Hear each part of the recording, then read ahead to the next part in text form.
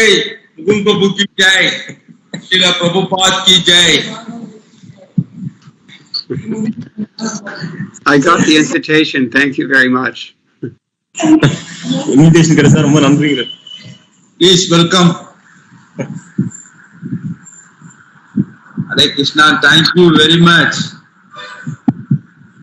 Okay, so Please, Kanda Senadipati order. Shall we begin? Yes, close.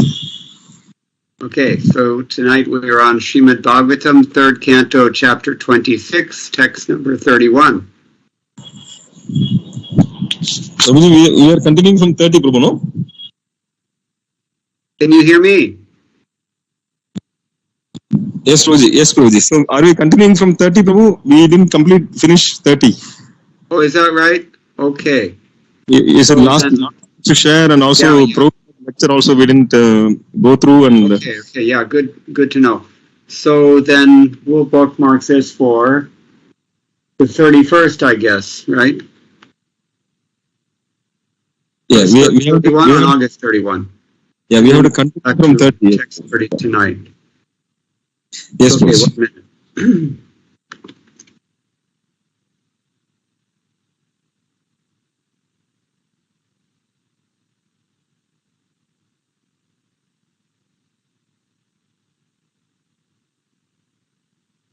Okay, so we're on text number 30. Om Namo Bhagavate Vasudevaya. Om Namo Bhagavate Vasudevaya. Om Namo Bhagavate Vasudevaya. Narayanam Namaskritya Naram Chaiva Narottamam Devim Sarasatim Vyasam Tato Jayamudirayet Nashtaprayeshva Bhatreshu Nityam Bhagavata Sevaya Bhagavatyuttama Shloke Bhaktir Bhavati Naishtiki Krishne Swadhamo Bhagate Dhanamagnanadipesaha Talaunashtatrashamesha Puranarko Dhunoditaha. And this verse, as I recall, was Samshayotha Viparyaso Nishchaya Smritadevacha Swapa Ityuchyate Buddhir Lakshanam Vritita Prathak. You want to translate that? மொழிபெயர்ப்பு பொருளுக்கு divine grace AC Bhaktivedanta சுவாமி ஸ்ரீல பிரபுபாத் கி ஜெய். சந்தேகம், தவறாக புரிந்து கொள்ளுதல், சரியாக புரிந்து கொள்ளுதல், நினைவாற்றல், உறக்கம் ஆகியன அனைத்தும் அறிவு கூர்மையின் குறிப்பிட்ட பண்பு நலன்களாக கூறப்படுகின்றன. And the purport? Yes, பொருளுரை. சந்தேகம் என்பது அறிவு கூர்மையின் முக்கியமான வேலைகளில் ஒன்று ஆகும். சிலவற்றை கண்மூடித்தனமாக ஏற்றுக்கொள்ளுதல் என்பது அறிவு கூர்மையின் இயல்பினை காட்டாது. அதனால் சம்சய என்னும் சொல் மிகவும் முக்கியமானது. அறிவு கூர்மையை வளர்த்துக் கொள்வதாயின் ஒருவர் தொடக்கத்தில் சந்தேகப்பட வேண்டும். ஆனால் செய்தி சரியான மூலத்திலிருந்து பெறப்படும் பொழுது சந்தேகம் கொள்ளக்கூடாது. முறையாக செய்தி வழங்குவோரை சந்தேகப்படுவது அழிவுக்கு காரணமாகும் என்று பகவத்கீதையில் பகவான் கூறுகிறார். பதஞ்சலி யோக முறையில் வர்ணிக்கப்படுவது போல பிரமாண விபர்ய விகல்ப நித்ர ஸ்மிருதய ஸ்மிருத்ய அறிவு கூர்மையால் மட்டுமே ஒருவர் பொருள்களை உள்ளவாறே புரிந்து கொள்ள முடியும். அறிவு கூர்மையால் மட்டுமே ஒருவர் தான் என்பது உடலா இல்லையா என்பதை புரிந்து கொள்ள முடியும். ஒருவருடைய தனித்தன்மை ஆன்மீகம் சார்ந்ததா அல்லது மண்ணுலகை சார்ந்ததா என்பதை முடிவு செய்யும் கல்வி சந்தேகத்தில் தொடங்குகிறது. ஒருவர் தன்னுடைய உண்மை நிலையை ஆராய முடிந்தால் உடலினை பற்றிய போலியான உணர்வு கண்டுபிடிக்கப்பட்டுவிடும். இது விபர்யாச. உணர்வு உணரப்படும் பொழுது உண்மையான இனம் காணும் தன்மை உடனடியாக புரிந்து கொள்ளப்படும். உண்மையாக புரிந்து கொள்ளுதல் இங்கு நிச்சய அல்லது நிரூபிக்கப்பட்ட அனுபவத்தை அடிப்படையாக கொண்ட அறிவு என்று வர்ணிக்கப்படுகிறது. ஒருவர் போலியான அறிவை புரிந்து கொள்ளும் பொழுது இந்த அனுபவத்தை அடிப்படையாக கொண்ட அறிவை அடைய முடியும்.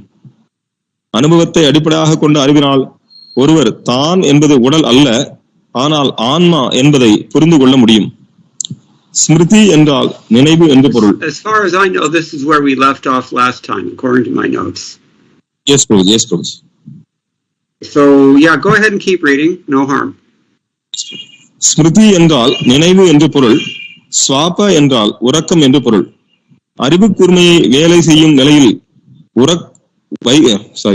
அறிவு கூர்மையை வேலை செய்யும் நிலையில் வைக்க உறக்கமும் தேவை. உறக்கம் இல்லை என்றால் மூளை நன்றாக வேலை செய்ய இயலாது.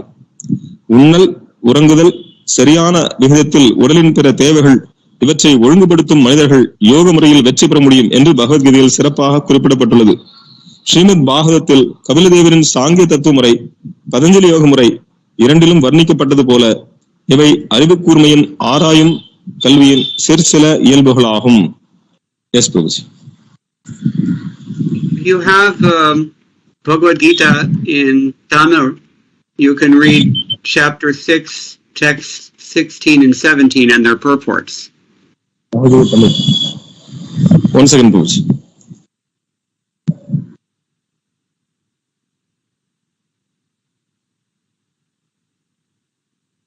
One thing we can note in the meanwhile is that Srila Prabhupada doesn't say very much about memory here. He goes right into the topic of sleep. Interesting to note. Srila பிரபுபாதர் பொருளில் வந்து ஸ்மிருதியை பத்தி பேசாம நேரடியாக உறக்கத்துக்கு போயிடுறார். அதை நீங்க கொஞ்சம் கவனமா பார்க்கணும். Prabhuji, Bhagavad Gita 6, 16 and 17, Prabhu? 16 and 17, both, huh?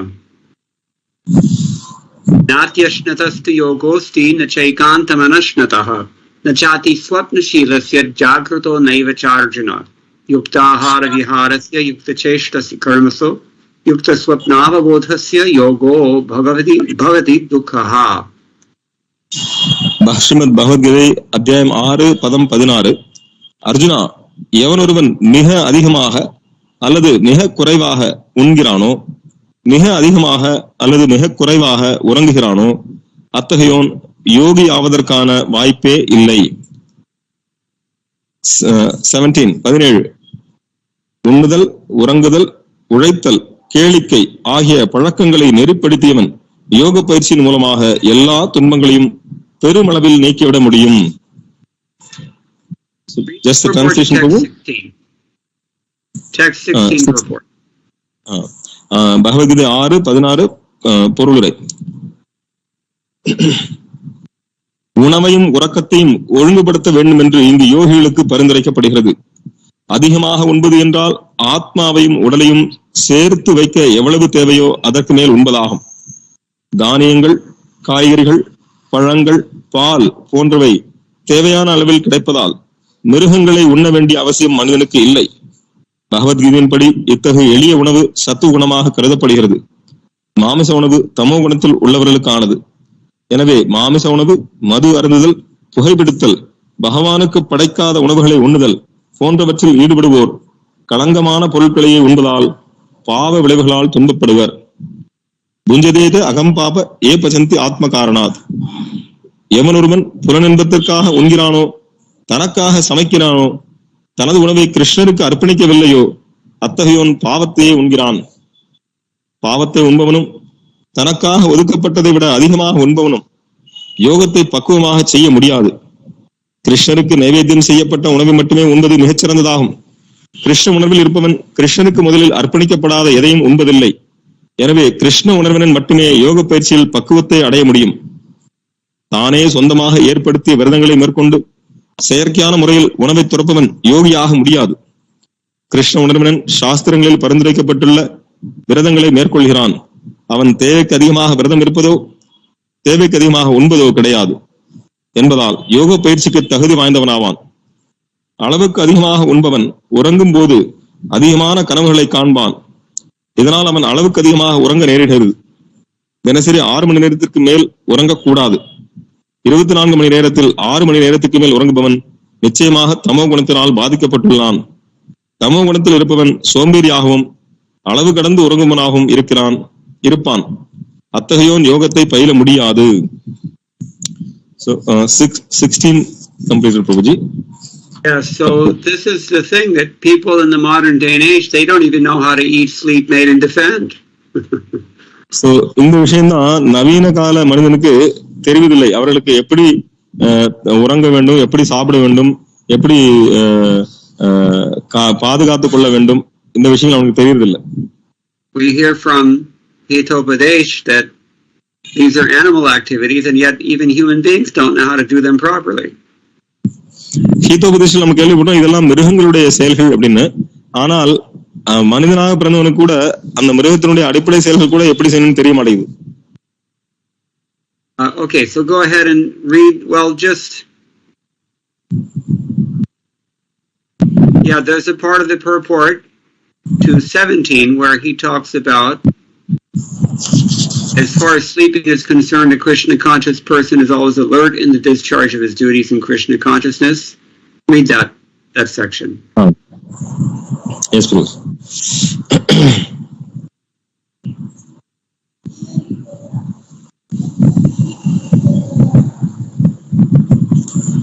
One second. So 17 purport. Yeah, he's also quoting Chaitanya Charitamrita of Yarta Kalatvam ityadi. Yes, please. Yes, please.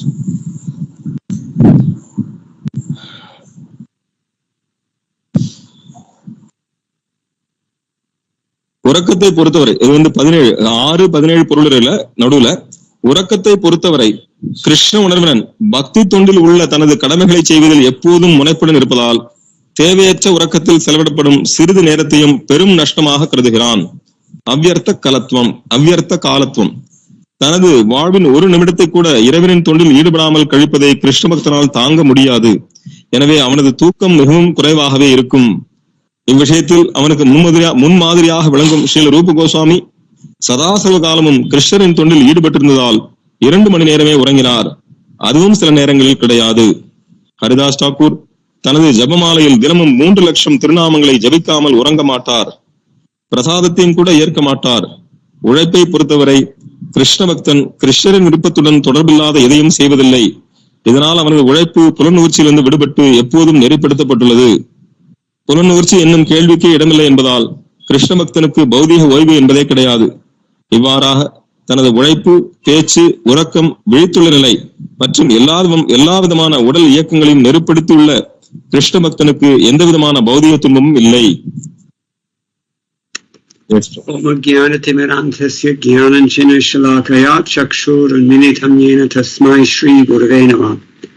Mukam kurodi vachalam pangum langhayate girim nitkripatamaham vande Shri Gurum Dinataranam.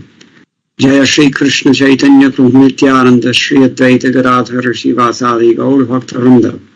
Hare Krishna Krishna Krishna Hare Hare Hare Rama Rama Rama Hare Hare.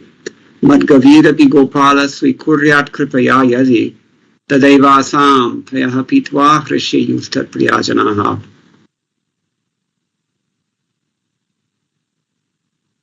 The topic here is intelligence, and Srila Prabhupada is talking about these 5 divisions of intelligence. We have doubt, and we have misperception, we have correct perception, memory, and sleep.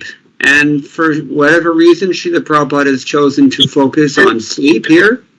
And this is also described in the 6th chapter, as we've already heard. நம்ம இப்போ ஸ்ரீமத் பாகவதம் 3:26-30 பார்த்துட்டு இருக்கோம். அதுல பாத்தீங்கன்னா புத்தியினுடைய 5 பண்பு நலன்களை பற்றி பார்த்து கொண்டிருக்கிறோம். அந்த 5ம் சந்தேகப்படுதல், தவறாக புரிந்துணர்வு, சரியாக புரிந்து கொள்ளுதல், நினைவாற்றல், உறக்கம். இதுல பாத்தீங்கன்னா சில பிரபுபாதர் இந்த கடைசி பொருளுரையில கடைசி பேராகிராஃப்ல உறக்கத்தை பத்தி கொஞ்சம் ஃபோக்கஸ் பண்ணி சொல்றார். அதை தான் இப்ப நம்ம பகவத்கீதை 6வது அத்தியாயத்திலும் 16-17 படிச்சோம். In the Shrutis, it is stated that actually deep sleep is like a liberated state. ஸ்ருதி மந்திரங்களில் சொல்லப்பட்டிருக்கிறது ஆழ்ந்த உறக்கம் என்பது முக்தி நிலைக்கு ஒப்பானது. There are 4 stages of consciousness described in I believe it's in the Mandukya Upanishad. மாண்டிகு உபனிஷத்தில் சொல்லப்பட்டிருக்கிறது 4 நிலையில் உறக்கம் இருக்கிறது. Mandukya means frog. மாண்டிகு என்றால் தவளை. Here in the rainy season in India we get frogs. மழை காலத்துல இந்தியால பாத்தீங்கன்னா நிறைய தவளைகள் இருக்கும். Early in the morning when we chant japa outside, we have to watch our step. அதிகாலையில் நம்ம வந்து வீட்டுக்கு வெளியில ஜெபம் பண்ணிட்டு இருந்தோம்னா நம்ம பார்த்து நடக்கணும், ஏன்னா அங்கங்க தவளை இருக்கும். They hop out of the pools and into the path. அவங்க அந்த குளத்துல இருந்து இதுல இருந்து பாதை நடைபாதைக்கு வந்து துள்ளி குதிக்கும். So in the Mandukya Upanishad we hear that there is Jagrata, the awakened state, and then there is Swapna, sleeping state, and then there is, what is that? Is it Sushupti? Sushupti is a deep sleep, and then finally Tudiyas, liberation. So 4 நிலை உறக்க நிலை இருக்கிறது. ஜாகிரத விழித்த நிலை, ஸ்வப்ன உறக்க நிலை, கனவு காணும் நிலை, சுஷுப்தி ஆழ்ந்த உறக்கம், துரிய அடுத்தபடியாக முக்தி அடைந்த நிலை.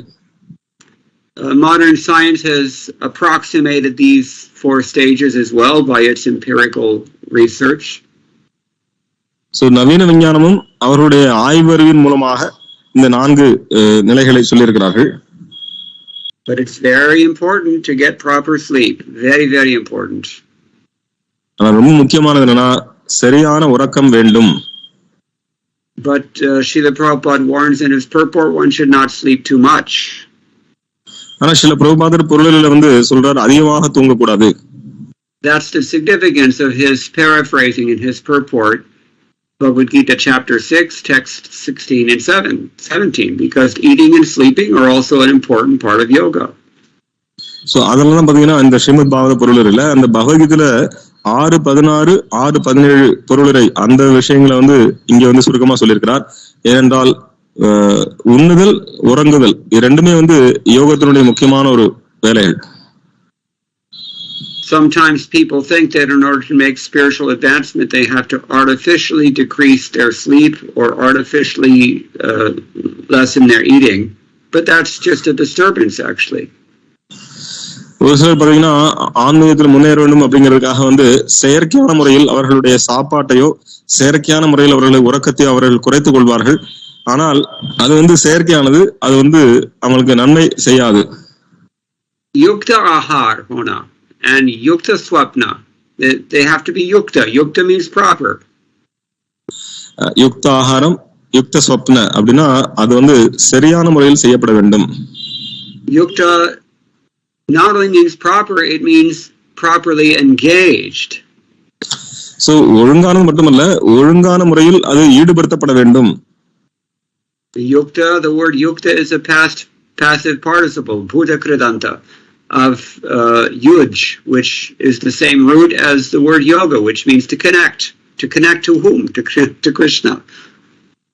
இந்த யுக்த அப்படிங்கிற வார்த்தை யுஜ் அப்படிங்கிற அந்த மூல வார்த்தையிலிருந்து வருகிறது. அப்படின்னா பகவான் கிருஷ்ணனுடன் இணைப்பது. So to sleep for Krishna, for the service of Krishna, that's also yoga. So கிருஷ்ணனுடைய சேவைக்காக உறங்குதல் அப்படிங்கிறது அதுவும் யோகம் தான். And to eat for Krishna is also yoga. கிருஷ்ணனுடைய சேவைக்காக சாப்பிடுறதுங்கிறதும் யோகம் தான். Or sadachar is essentially the same thing that the yogic and Ayurvedic literature call as dinacharya.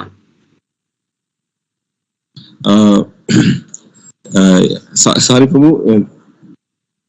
What in the Smriti Shastras and in Bhakti Yoga we call sadachar, this is in the Ayurveda and Yoga literature called dincharya.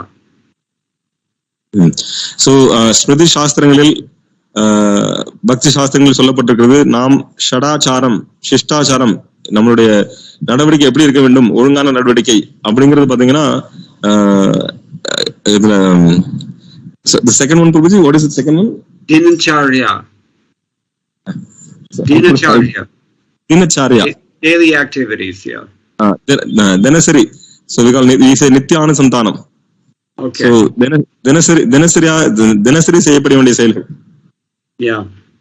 Probably that Siddha medicine has a similar concept, I would imagine. So ஆயுர்வேதத்திலும் Siddha மருத்துவத்திலும் அந்த கொள்கை இருக்கிறது. But the word Ayurveda itself means to just simply to know how to live.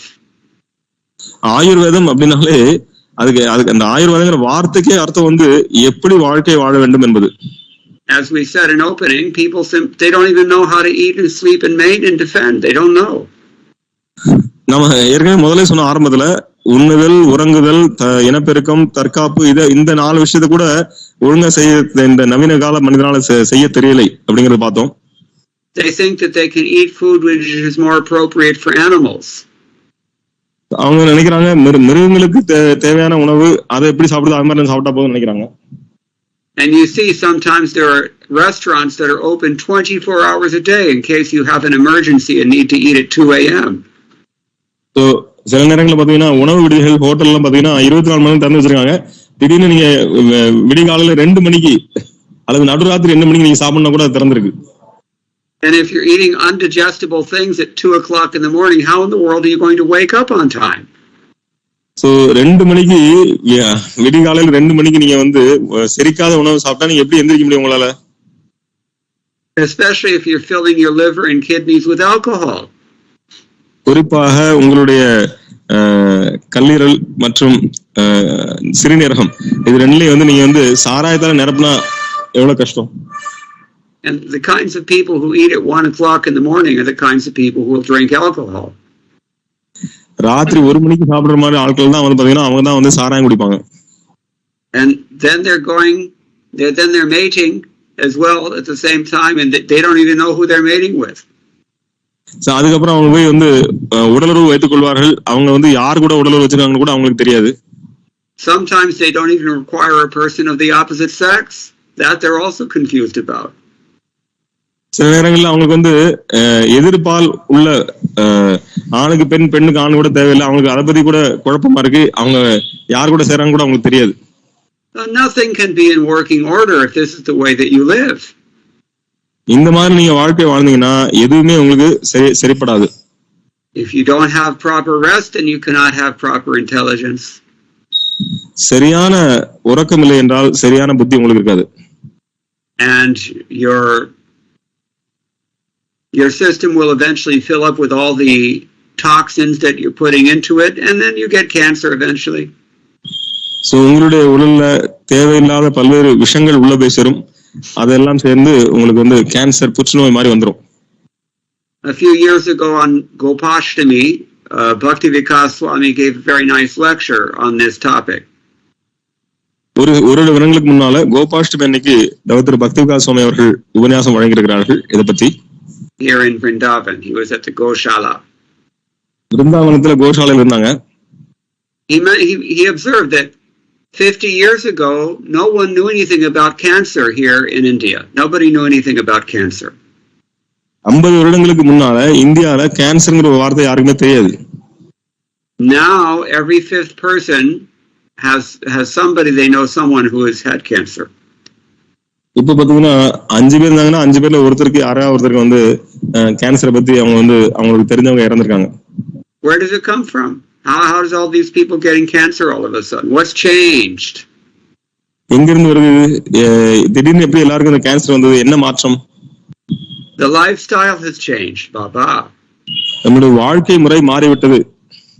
So, of course, if you start taking to so many sinful activities, you're going to get the reaction. What do you expect? நீங்க பல்வேறு விதமான பாவச் செயல்களில் ஈடுபட்டால் கண்டிப்பாக உங்களுக்கு அதனுடைய விளைவு வந்துதான் தரும். வேற என்ன எதிர்பார்க்க முடியும்? Therefore, Krishna has given this instruction not for Arjuna but for us. அதனால கிருஷ்ணன் அர்ஜுனனுக்கு இந்த அறிவுரை வழங்கவில்லை, நமக்காக வழங்கி இருக்கிறார். You can't do yoga, Arjuna, if you don't eat anything. Arjuna, நீ நிறைய சாப்பிடாம எதுவுமே சாப்பிடாம இருந்தா யோகம் பண்ண முடியாது. You can't do yoga if you're not getting proper rest. நீங்க சரியான ஓய்வு எடுக்கவில்லை என்றால் உங்களால் யோகம் செய்ய முடியாது. Yoga will mitigate your misery only if you are eating properly and sleeping properly and recreation properly, etc., etc., etc. யோகம் அப்படிங்கிறது உங்களுடைய எல்லா துன்பங்களையும் எப்ப நீக்கும்னா நீங்க சரியான முறையில் உண்ண வேண்டும், சரியான முறையில் உறங்க வேண்டும், சரியான முறையில் உழைக்க வேண்டும், சரியான முறையில் கேளிக்க, இன்னும் பற்பல விஷயங்கள் இருக்கிறது. That said, Srila Prabhupada notes that a person in Krishna consciousness, he'll not sleep even a moment unnecessarily. He's very keen about that. Srila பிரபுபாதர் சொல்றார், கிருஷ்ண பக்தியில் இருக்கக்கூடிய ஒருத்தர் அவர் வந்து ஒரு நிமிஷத்தை கூட வீணாக்குவதில்லை. Everything in life is an investment. இந்த வாழ்க்கையில் எல்லாமே வந்து முதலீடு தான்.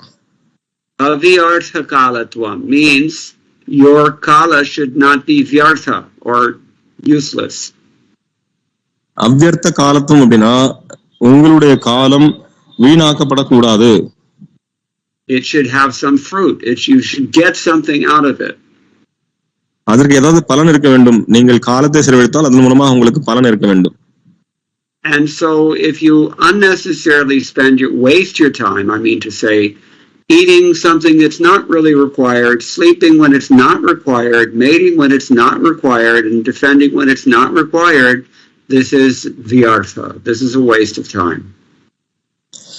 எப்பொழுது தேவையில்லையோ அப்பொழுது உண்பது, தேவையில்லாத சமயத்தில் உடலுறவு கொள்வது, தேவையில்லாத சமயத்தில் வேலை பார்ப்பது, தேவையில்லாத சமயத்தில் தற்காத்துக் கொள்வது, இதெல்லாம் நீங்க தேவையில்லாமல் பண்ணீங்கன்னா அப்படின்னா நம்மளுடைய காலத்தை நாம் வீணாக்குகிறோம் என்று அர்த்தம்.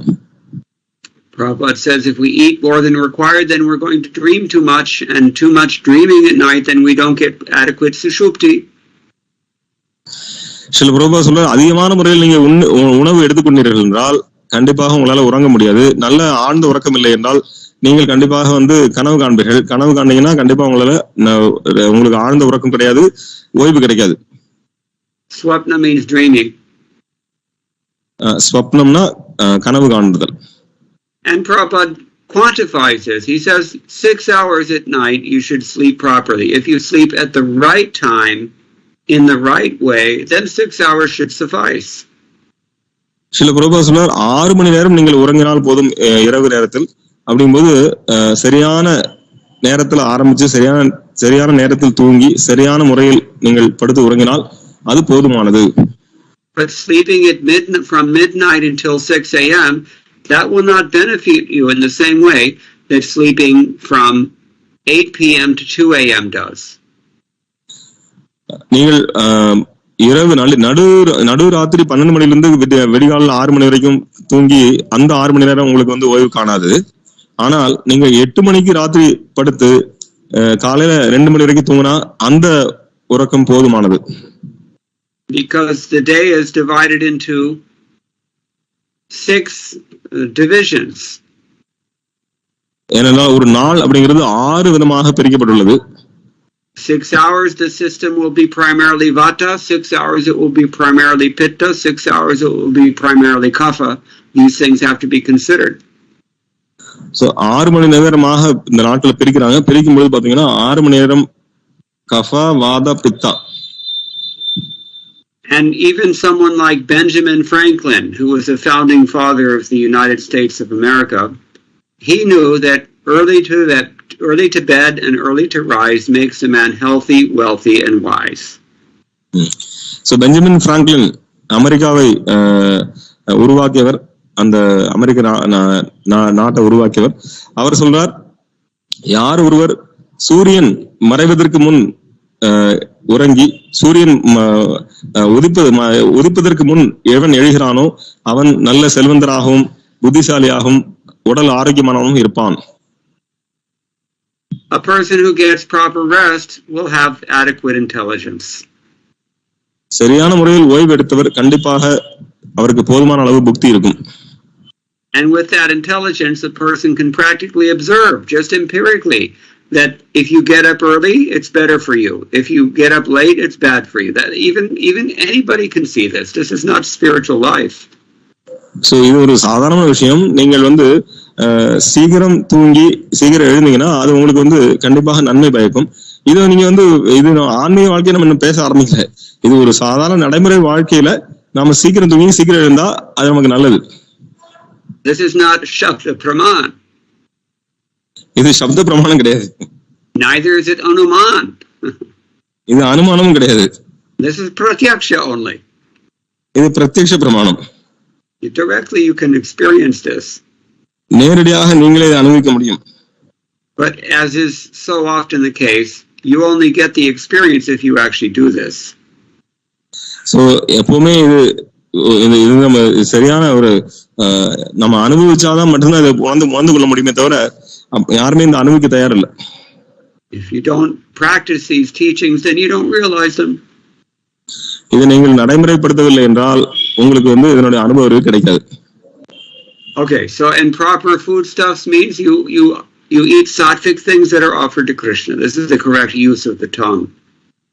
So சரியான ஆகாரம் என்றால் நீங்கள் அதை சரியான உணவாக இருக்க வேண்டும். அதை நீங்கள் பகவான் கிருஷ்ணருக்கு நைவேத்தியம் செய்து சாப்பிட வேண்டும். And proper mating means at the proper season, in the proper time of the month, then you procreate only for producing good children. So சரியான முறையில் உணர்வு கொள்ளுதல் அப்படின்னா சரியான மாதத்தில் சரியான நேரத்தில் நீங்கள் ஒரு நல்ல ஆன்மீகமான ஒரு குழந்தையை பெற்றெடுக்க வேண்டும் என்பதற்காக நீங்கள் உணர்வு கொள்ளலாம். Recently we celebrated Krishna Janmashtami. நம்ம கிருஷ்ண ஜென்மாஷ்டமி இப்ப கொண்டாடணும். How serious were Vasudeva and Devaki about having good children? How serious were they? So நல்ல குழந்தைகளை பெற்றெடுக்க வேண்டும் என்று வசுதேவரும் தேவகி எவ்வளவு சீரியஸா இருந்தாங்க? They were serious enough that after they got married, they executed austerity for 12,000 celestial years. அவர் எந்த அளவுக்கு கவனமா இருந்தாங்கன்னா 12,000 வருடங்கள் அவர்கள் தவம் புரிந்தார்கள். We're not saying that anybody can or has to do that, but at least people should have some respect for the age-old tradition of Garbhadan Samskara and observe that.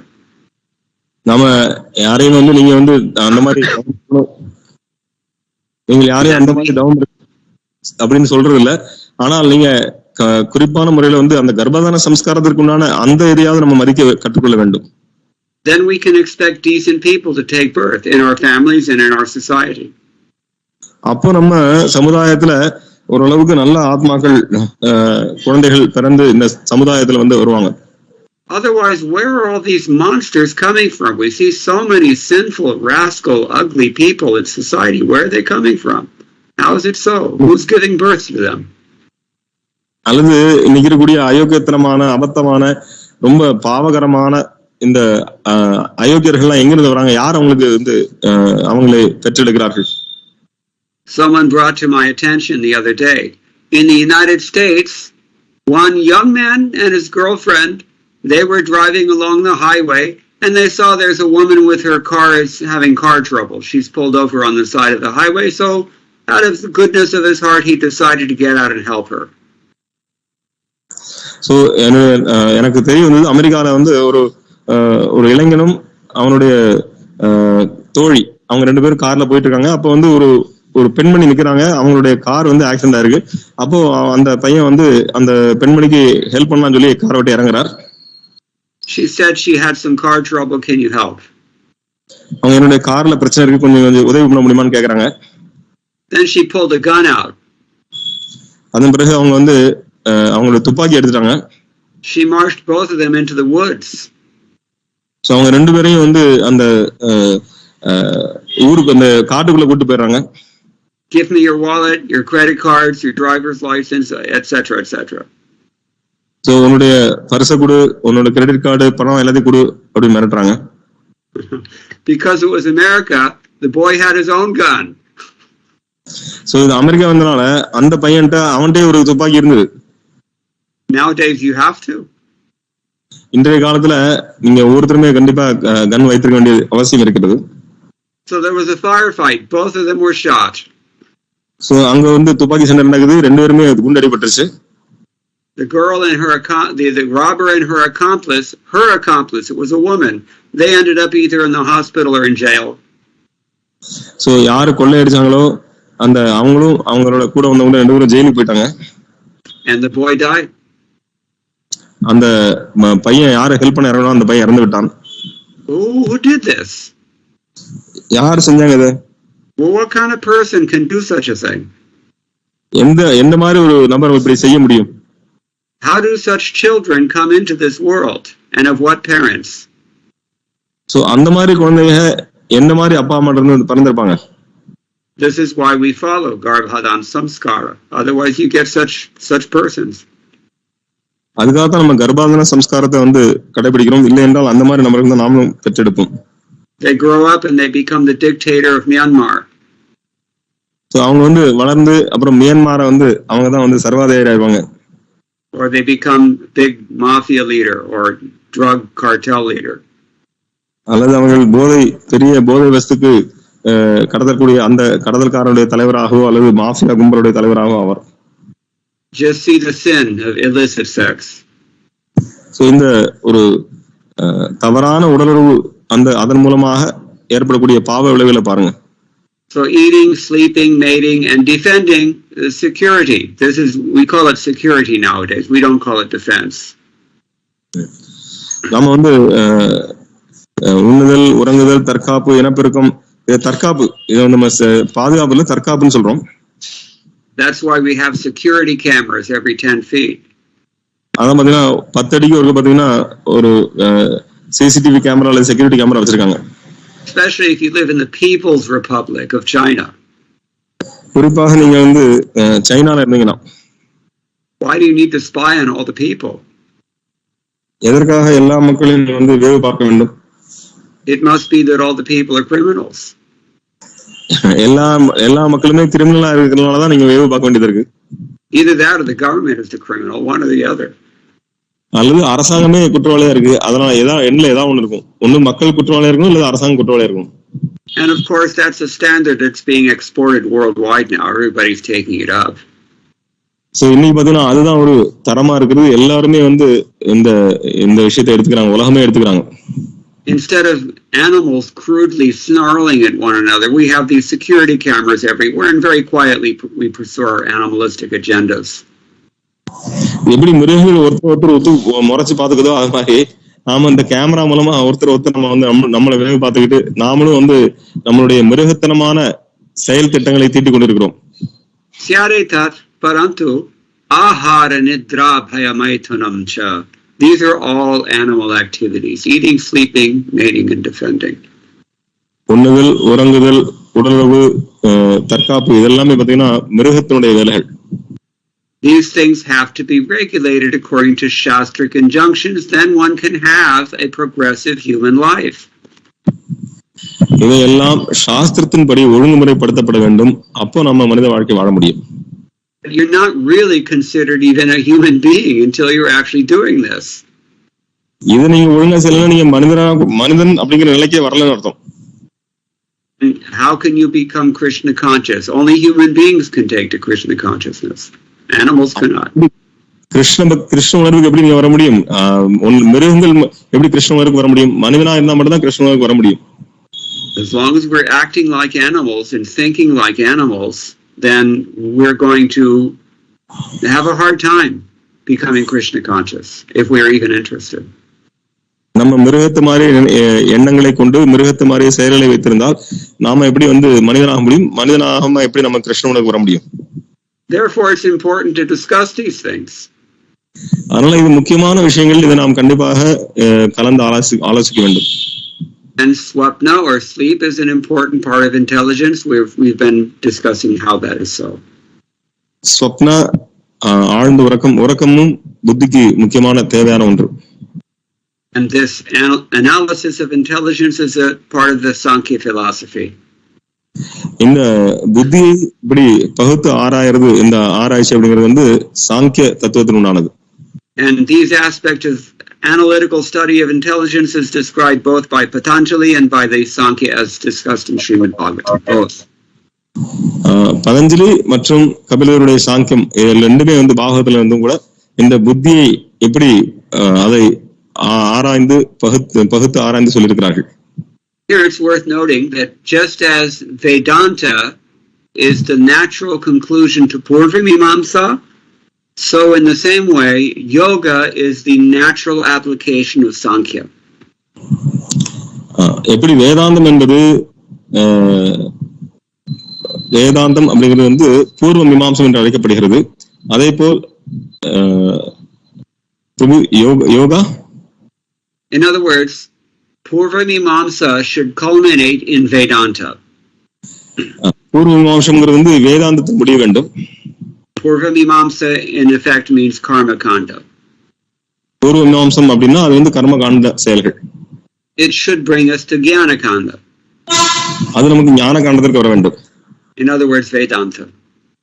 அல்லது வேதாந்தத்திற்கு. And in the same way, this Sankhya philosophy, all this analysis of material nature and the spiritual nature, it should bring us to the point of yoga practice, Sankhya and yoga. அதே மாதிரி இந்த சாங்கிய யோகம் அப்படிங்கிறது இந்த எல்லா விதமான ஆராய்ச்சிகளும் எங்க கொண்டு வரணும், நம்ம யோகத்திற்கு கொண்டு வர வேண்டும். There are 6 darshans, classical schools of Vedic philosophy. 6 விதமான தர்ஷனங்கள் இருக்கிறது, 6 விதமான வேத தத்துவங்கள் இருக்கிறது. But it's more accurate to describe them as 3 pairs of Vedic schools. அத குறிப்பா சொன்னா 2 ஜோடியா சொல்ல வேண்டும், 3 ஜோடி 2 சொல்ல வேண்டும். Purva Mimamsa and Uttara Mimamsa. It means Uttara Mimamsa means Vedanta. Those are 1 pair. பூர்வ மீமாம்சம், உத்தர மீமாம்சம், அது ரெண்டும் ஒரு ஜோடி. And Sankhya and Yoga, that's another pair. சாங்கிய யோகா அடுத்த ஜோடி. And Nyaya leading to Vaisheshika, that's the 3rd pair. நியாய வைசேஷிகா அது 3வது ஜோடி. But out of all of these, the spiritual one actually is only Vedanta. இது எல்லாத்துலயும் பாத்தீங்கன்னா 6லயுமே வேதாந்தம் அப்படிங்கிறது தான் ஆன்மீகமானது. In their present form, the other schools are all more or less materialistic or even atheistic. So இன்னைக்கு இருக்கக்கூடிய நிலையில மற்ற 6 விஷயங்கள், அந்த 6ல மற்ற 5மே வந்து பௌதிகமான விஷயங்கள் தான் சொல்லிட்டு இருக்கு. Of course, Sankhya, as it's understood in the mundane world, that is a little different than Sankhya as it's presented here in Srimad Bhagavatam or Bhagavad Gita. இன்னைக்கு இருக்கக்கூடிய உலகத்துல சாங்கியம் என்று சொல்லப்படுவது அதனுடைய அர்த்தம் வேற, பாகவத்திலேயோ பகவத்கீதை சொல்லக்கூடிய சாங்கியமுடைய அர்த்தம் வேற. Here, when Kapila Deva is teaching Sankhya philosophy, he's teaching about the system of self-realization that should lead to bhakti yoga. That's the difference. இங்க ஸ்ரீமத் பாகவத்துல கபிலதேவர் சாங்கிய யோகம் சொல்வது இதன் முடிவில் ஒருவன் பக்தி யோகத்திற்கு வர வேண்டும். So that's why these things are discussed in the Srimad Bhagavatam, because they're helpful, very helpful for Krishna consciousness. அதுதான் ஸ்ரீமத் பாகவத்தில் இந்த விஷயங்கள் சொல்லப்பட்டிருக்கிறது. ஏனென்றால் இது நம்ம பக்தி தோன்றலை முன்னேறுவதற்கு மிகவும் முக்கியமானது. I think that we talked about the commentaries on this verse last week, did we not? Yes, please. Yeah, we did. I think so. Okay, so Srila Prabhupada also spoke about this verse in Mumbai, as we've been hearing. Srila பிரபுபாதர் இந்த ஸ்லோகத்துக்கு மும்பைல உபன்யாசம் வழங்கியிருக்கிறார், நாம ஏற்கனவே படிச்சிட்டு இருக்க மாதிரி. And he points out even that the modern psychologists, they also recognize subdivisions of the mind and thinking, feeling, willing, etc. So அவர் சொல்றார், இன்னைக்கு நவீன விஞ்ஞானிகளும் கூட அவங்க வந்து மனதினுடைய ஃபங்க்ஷனான எண்ணுதல், உணர்வுதல், விருப்பப்படுதல், இதெல்லாம் வந்து அவங்களும் நவீன விஞ்ஞானத்திலே வந்து அவங்களும் பிரித்து அறிந்திருக்கிறார்கள். As we discussed last week, Srila Prabhupada emphasizes that to be doubtful is a sign of intelligence. Samshaya means doubt, and that's one of the 5 factors of intelligence listed here. புத்தியினுடைய 5 பண்புகள்ல சொல்லக்கூடிய ஒன்று வந்து சந்தேகப்படுதல் அப்படிங்கிறது. பிரபா சொல்றார், சந்தேகப்படுதல் அப்படிங்கிறது பார்த்தீங்கன்னா அது வந்து ஒரு புத்தி இருக்கிறனுடைய ஒரு அடையாளம். But to remain doubtful even after hearing from the supreme authority Krishna in Bhagavad Gita, that's not good. மிக உயர்ந்த அதிகாரியான கிருஷ்ணமிருந்து கேட்ட பிறகும் கூட சந்தேகத்தை வச்சிட்டு இருக்கிறதுங்கிறது வந்து அது நல்லது கிடையாது. That means one is simply a skeptic. அப்படின்னா அவன் வந்து எல்லாத்தையுமே சந்தேகப்பட்டிருப்பான். And we quoted before that Samshayatma Vinashyati. A person who is a skeptic, in effect, he's not going to have any success either in this life or in the next. Krishna says that in Bhagavad Gita. Bhagavad Gita நம்ம ஏற்கனவே போன வாரம் பார்த்தோம். 4ஆம் அத்தியாயத்துல 40வது ஸ்லோகத்துல பகவான் சொல்றாரு, யார் ஒருவர் சந்தேகப்படுறாரோ அவன் இந்த உலகத்திலேயோ மறு உலகத்திலேயோ சந்தோஷமா இருக்க முடியாது. Rather, one has to be firm and faithful and convinced. அதற்கு மாறாக ஒருவர் உறுதியாக இருக்க வேண்டும். அவர் வந்து திடமான உறுதியான நம்பிக்கை இருக்க வேண்டும். Prabhupada says, Vyavasayatmika buddhi means Nishchayatmika buddhi. Buddhi that is fixed in a firm conviction. விவசாத்மிகா புத்தி என்றால் நிச்சயாத்மிகா புத்தி. அவர் வந்து திடமான உறுதியான நம்பிக்கை இருக்க வேண்டும்ங்கிறார். Adau Shraddha. This faith has to be there in the very beginning, and that assures successful life, Prabhupada says. ஆதோ ஸ்ரத்தா, முதல்ல நம்பிக்கை வேண்டும். அந்த நம்பிக்கை தான் நம்மள பக்தியில முன்னேற்றும். Krishna's statements are not just sentiment. This is scientific knowledge, as we've been hearing from Kapila Dev. கிருஷ்ணனுடைய வார்த்தைகள் சும்மா உணர்வுபூர்வமான மேலோட்டமானவை அல்ல, அது விஞ்ஞானபூர்வமானவை. Jnanam vijnana sahitam. This is knowledge, but it's knowledge along with practical application or realization. It's practical. ஞானம் மட்டும் கிடையாது, ஏட்டுச்சுரகாய் மட்டும் கிடையாது, இது நடைமுறை அறிவு, அனுபவபூர்வமான அறிவும் சேர்த்தது. Yadgyatva mokshasya shubhat. That kind of knowledge, knowing this, you will become free from all inauspiciousness. இந்த அறிவு கிடைத்த பிறகு நீ எல்லா விதமான அமங்கலமானவற்றிலிருந்து நீ விடுபடுவாய். This is what Krishna says in chapter 9. Jnanam vijnana sahitam pravakshyami anasuyave. Because you're not envious, therefore I'm explaining this to you. Knowledge along with its application. இதுதான் பகவத்கீதையில பகவான் கிருஷ்ணர் அத்தியாயம் 9:11 சொல்கிறார், நீ பொறாமை இல்லாதவன் அப்படிங்கிறதுனால இந்த விஷயங்கள் நான் உனக்கு சொல்கிறேன், இதை அறிந்தால் நீ எல்லா விதமான அமங்களிலிருந்தும் விடுபடுவாய். So about yadgyatva mokshasya ashubhat, Srila Prabhupada said that ashubha, that we don't understand actually. What is ashubha? சில பிரபுபாதர் அமங்கலமான அசுபம், அதுன்னா அசுபத்திலிருந்து விடுதலைன்னா அசுபம்னா என்ன? And he says this is because we've taken what is auspicious as if it were inauspicious, and we take something that is inauspicious and we consider it auspicious. ஏனென்றால் மங்களமானவற்றை அமங்கலமானவையாகும், அமங்கலமானவற்றை மங்களமானவையும் நாம் நினைத்துக் கொண்டிருக்கிறோம். Our intelligence is in the mode of ignorance. We're bewildered. நம்மளுடைய புத்தியானது தமோ குணத்தில் இருக்கிறது, அதனால நம்ம குழப்பம் அடைந்திருக்கிறோம். This is called vivarta, mistake. இது விவர்த்தா என்று அழைக்கப்படுகிறது, மிஸ்டேக், தவறு. Just like in the dark, if you see a rope, you may think it's a snake. இருட்டுல நீங்க ஒரு கயிறை பாப்பீங்க, அத பாம்பு நீங்க நினைக்கலாம். It's better to mistake a rope for a snake than it is to mistake a snake for a rope. ஒரு கயிறை பாம்பு நினைச்சா பிரச்சனை இல்லை, ஆனா பாம்பை கயிறு நினைச்சா அதுதான் கஷ்டம். But this is the situation that we're in. In the material world, we're all taking a snake as if it were a rope. இது நம்ம பௌதிகமான சூழ்நிலையில நம்ம பாம்பை கயிறு நினைச்சிட்டு மிதிக்கிறோம், அதான் தப்பு.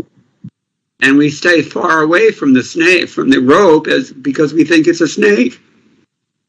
நம்ம கயிறு தள்ளி நிக்கிறோம், ஏன்னா கயிறு பாம்பு நினைக்கிறோம். Narottam Das Thakur says, Ashatyare shatya korimani.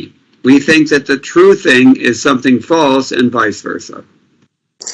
நரத்தம் Das Thakur சொல்றார், அசத்தியத்தை சத்தியமாக நினைக்கிறோம் அல்லது உண்மையிலிருந்து விலகி இருக்கிறோம். So this is our unfortunate condition. இதுதான் நம்மளுடைய துரதிர்ஷ்டமான சூழ்நிலை. Because of we're in Maya. நாம மாயில இருக்கிறோம். We are considering that anything non-Krishna, that's really going to be helpful for me. That's really important. And we prioritize that.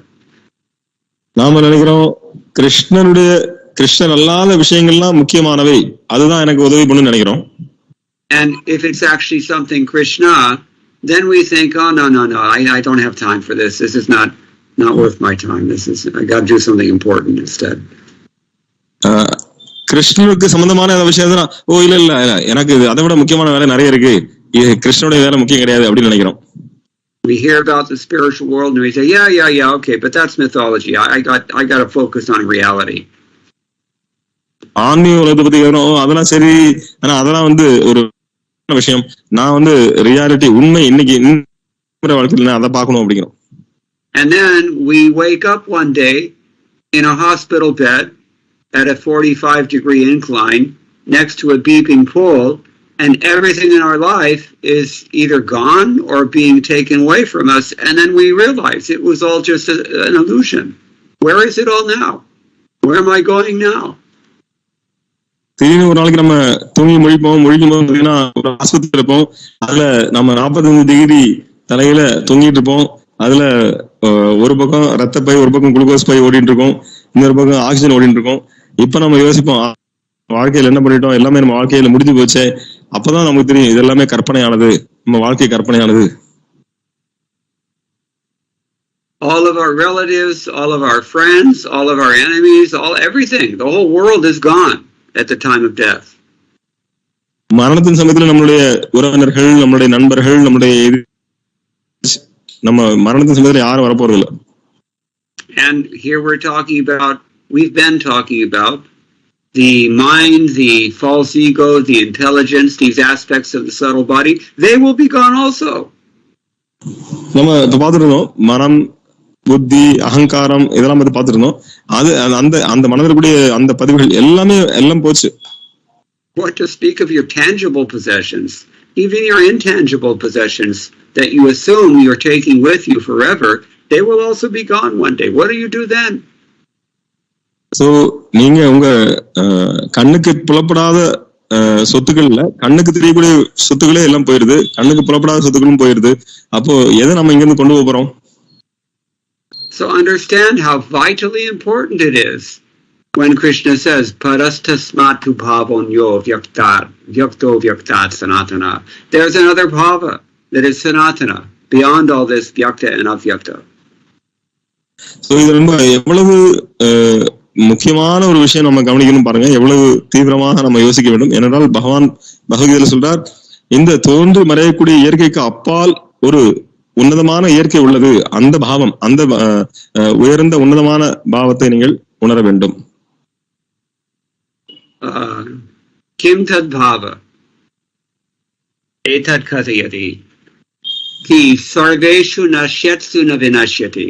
Whenever everything here is destroyed, that part will stay as it is. That is the nature of that other bhava. இங்க இருக்கக்கூடிய இயற்கை எல்லாம் அழிந்துவிடும். ஆனால் இங்க எல்லாம் அழிந்தாலும் அந்த இயற்கை அழியாத இயற்கை, அந்த பாவம், அதை நீங்கள் புரிந்து கொள்ள வேண்டும். We're like animals in the desert. The animal runs after water because it's a mirage only. It's not actually water, but he thinks it's water, and he runs until his throat is parched, and he dehydrates, and he dies, and he never gets the water because there is no water. பாலைவனத்திற்குரிய ஒரு மிருகமானது எப்படி தண்ணீரை தேடி ஓடுகிறதோ, அது காணல் நீர், அது ஓடி ஓடி அந்த நீர் இல்லாமல் நாக்கு வறண்டு இறந்து விடுகிறது. அதே போலதான் நாமும்.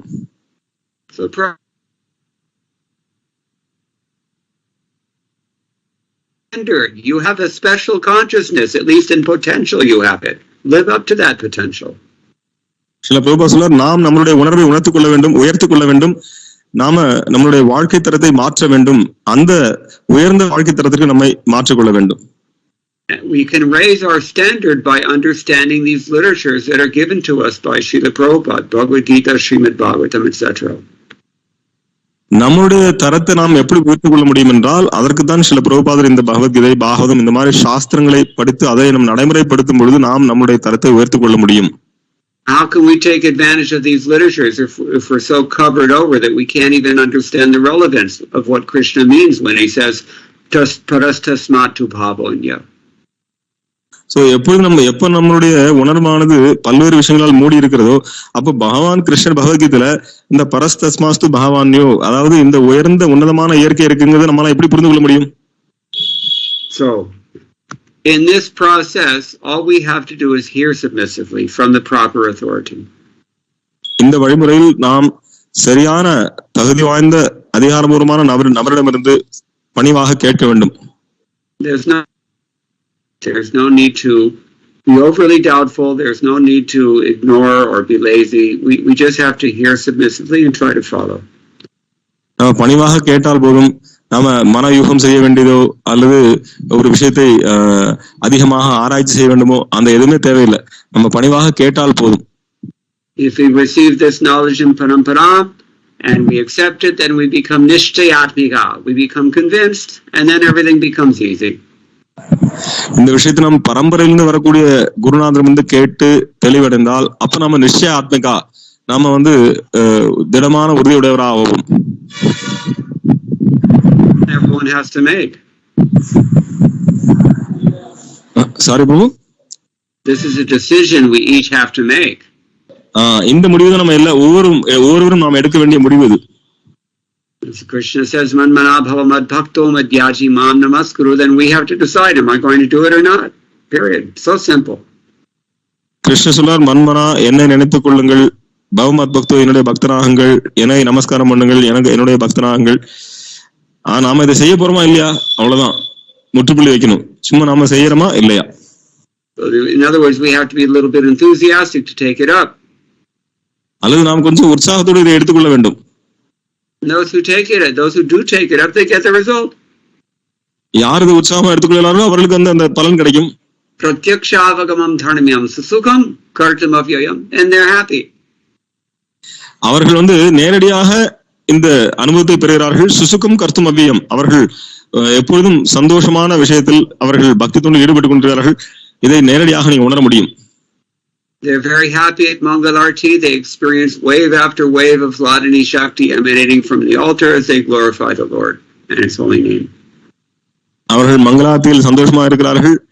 அவர்கள் மேலும் மீண்டும் மீண்டும் வரக்கூடிய ஹ்லாதினி சக்தியினுடைய அந்த அலையில் அவர்கள் ஆனந்தத்தை அடைகிறார்கள். But those who don't get up and those who cannot take to this discipline in the beginning, they remain lazy. They can't do anything. So யார் அதிகாலையில் எழுந்திருக்க முடியவில்லை, அவர்கள் மங்களாதி அவங்க கலந்து கொள்ள முடியவில்லை, அவர்களுக்கு எந்த பலனும் கிடையாது. And they wonder, how come I'm not becoming perfect? நான் ஏன் பக்குவம் அடையல அப்படின்னு கேள்வி கேட்கிறாங்க. Why isn't Krishna giving me his mercy? ஏன் கிருஷ்ணா எனக்கு கருணை காட்ட மாட்டேங்கிறார்? Well, this is the only necessity. We have to have a little bit of faith. Nishchayat, dharyat. So இதுதான் முக்கியமான தேவை. நமக்கு கொஞ்சமாவது நம்பிக்கை வேண்டும், நிச்சயமாக இருக்க வேண்டும், தைரியம் பொறுமையா இருக்க வேண்டும். What is the proof of that faith? Tat karma pravartana. We follow the instructions of the spiritual master. We follow the process, and it comes. So அந்த நம்பிக்கையுடைய அதுக்கு நம்பிக்கை இருக்கு இல்லைங்கிறது என்ன தீர்மானம் அப்படின்னு பாத்தீங்கன்னா, நம்ம குருநாதருடைய அறிவுரைகளை பின்பற்றுவோம். Oh, this is vyavasayatmika buddhi. This is the implication of this intelligence. இதுதான் விவேசாத்மிகா புத்தி, இதுதான் அந்த புத்தியினுடைய வெளிப்பாடு. In other words, intelligence, as we said last week, it means knowing what to do and knowing how to do it. புத்தி என்றால் என்ன செய்ய வேண்டும், எப்படி செய்ய வேண்டும். So this is all coming from when we accept a bona fide spiritual master, then all we have to do is be trained by him, and then it's practically automatic. நம்ம அங்கீகரிக்கப்பட்ட ஆன்மீக குருவை நாம் அவரிடம் தீட்சை பெற வேண்டும். அதன் பிறகு எல்லாம் சரியாக நடக்கும். We just follow from whatever the guru says, we follow. That's so easy. So குரு என்ன சொல்றாரோ அதை கேட்டு நடக்க வேண்டும். ரொம்ப சுலபமான விஷயம். It's rare because people just choose not to do it, but it's very simple and it's very easy and can be done by everyone. இது ரொம்ப அரிதானது, ஏன்னா மக்கள் யாரும் செய்ய விரும்புறதில்லை. ஆனால் இதை சுலபமாக செய்ய முடியும். ஏனென்றால் ரொம்ப எளிதான விஷயம். குருநாதர் சொல்றதை கேட்டு செய்யணும், அவ்வளவுதான். Except those who don't sleep properly. யாரால செய்ய முடியாதுன்னா, யாரு சரியா தூங்கலையோ அவங்களால செய்ய முடியாது. Except for those who don't eat the proper things. யாரால செய்ய முடியாதுன்னா, யாரு சரியான முறையில் சாப்பிடலையோ அவங்களால பண்ண முடியாது. Except for those who refuse to mate properly. யாரால செய்ய முடியாதுன்னா, யாரு சரியான முறையில் உடலுறவு கொள்ளாம இருக்காங்களோ அவங்களால. Or defend properly. அல்லது சரியான முறையில் தற்காப்பு செயலில் ஈடுபடவில்லையோ. Under the guidance of a bona fide spiritual master. ஒரு அங்கீகரிக்கப்பட்ட வழிகாட்டுதலின் கீழ் செயல்படாதவர்கள். But if we make this decision, kintu prabhurya priya evatasya vande guroho shri charanarvindam, to serve our spiritual master according to his instructions, then we become Krishna conscious very easily, and we are engaged ourselves in spreading Krishna consciousness as well. எப்பொழுது அங்கீகரிக்கப்பட்ட ஆன்மீக குருவனுடைய ஆணைகளை நாம் பின்பற்றுகிறோமோ அப்பொழுது அவர்களுக்கு நம்ம பிடித்தமானவர்களாகிறோம். அப்பொழுது அவர்களுடைய அனுகிரகத்தால் நம்ம வந்து கிருஷ்ண பக்தியை நாம பயிற்சி பண்ணுகின்றாலும் பிறருக்கு நம்ம அதை பிறரோடு பகிர்ந்து கொள்ளவும் முடியும். And then we can engage in preaching as well, and that is the most rare. அதன் பிறகு நம்ம பிரச்சாரத்தில் ஈடுபட முடியும், அதுவும் ரொம்ப அரிதானது. Krishna says if you are preaching to the devotees, then you're the most intimate devotee yourself. Krishnan சொல்றார், நீ பக்தர்களுக்கு பிரச்சாரம் செய்து கொண்டிருந்தால் நீதான் எனக்கு மிகவும் பிடித்தமானவன் என்று சொல்கிறார். Why does he say preaching to the devotees? அவர் ஏன் பக்தர்களுக்கு பிரச்சாரம் பண்ணணும்னு சொல்றார்? Because the devotees are the only ones inclined to hear. ஏன்னா பக்தர்கள் மட்டும்தான் கேட்கறதுக்கு ஆர்வமா இருக்காங்க. The karmis are too busy. கர்மிகள் ரொம்ப பிஸியா இருக்காங்க. The gyanis are too proud. ஞானிகள் ரொம்ப கர்வத்தோடு இருக்கிறார்கள். The yogis are also distracted. யோகிகளும் அவர்கள் பல்வேறு விதங்களால் அவர்கள் அலைக்கழிக்கப்படுகிறார்கள். None of them is simple enough to prioritize this easy process. யாருமே வந்து இந்த எளிமையான வழிமுறையை அவர்கள் தன்னுடைய முன்னிடத்துக்கு கொண்டு வருவதில்லை. They don't have time to hear.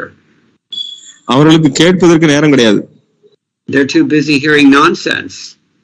அவங்க வந்து அபத்தங்களை கேட்கறதுக்கு வந்து ரொம்ப ஆர்வமா இருக்காங்க, ரொம்ப பிஸியா இருக்காங்க. Or hearing from the wrong speaker. அல்லது ஒரு தவறான நபரிடம் இருந்து அவர்கள் கேட்டுக்கொண்டிருக்கிறார்கள். This is another thing Srila Prabhupada says here.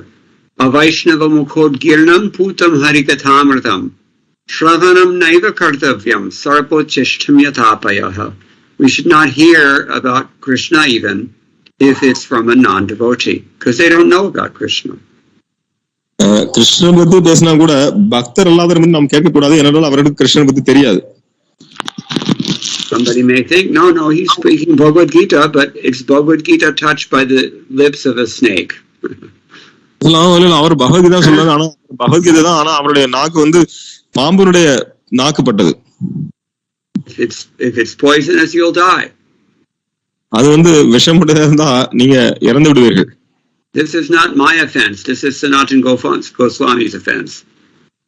இது என்னுடைய வார்த்தை இல்ல, சனாதன கோஸ்வாமியோட வார்த்தை. The fact of the matter is not everybody can preach Krishna consciousness. Only the devotee who's selected can do so.